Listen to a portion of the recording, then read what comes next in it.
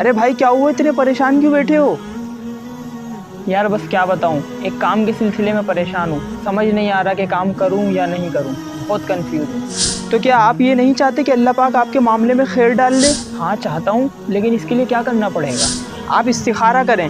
جب کوئی کام کرنے کا ارادہ ہو تو اللہ پاک سے خیر طلب کرنے کو استخارہ کہتے ہیں۔ نہیں بھائی نہیں، استخارہ میں نہیں کر سکتا، وہ تو کسی بابے یا علامے سے نکلوانا پڑتا ہے۔ استخارے کے بعد جو خواب آتا ہے، اور میں تو گناہ گار بندہ ہوں، مجھے کیسے پتہ چلے گا کہ اللہ پاک اس میں کام کرنے کا حکم دے رہا ہے یا پھر اس کام سے روکنا چاہتا ہے؟ ارے نہیں بھائی، استخارہ خود کرنا سنت ہے۔ جتنا آپ اپنے معاملے میں دل سے اللہ پاک سے خیر طلب کر سکتے ہیں، اتنا کوئی اور شخص آپ کے لیے اخلاص سے نہیں مانگ سکتا۔ اور ہاں، استخارے میں کسی خواب کا آنا اور اشارے کا ملنا بھی ضروری نہیں، بلکہ اللہ پاک آپ کے دل کو صحیح کام کی طرف پھیر دے گا اور اس کے اندر خیر ڈال دے گا۔ اچھا، تو پھر اس کا طریقہ بتا دیں مجھے۔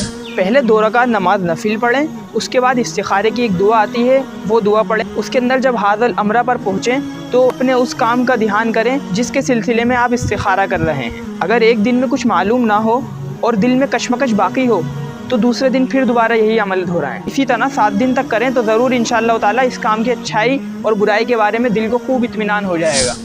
بہت بہت شکریہ بھائی، لیکن مجھے یہ دعا ملے گی کہاں سے؟ اور یہ تو بہت مشکل ہے، میں کس طرح پڑھ پاؤں گا؟ آپ تو یہ کتاب لیجئے۔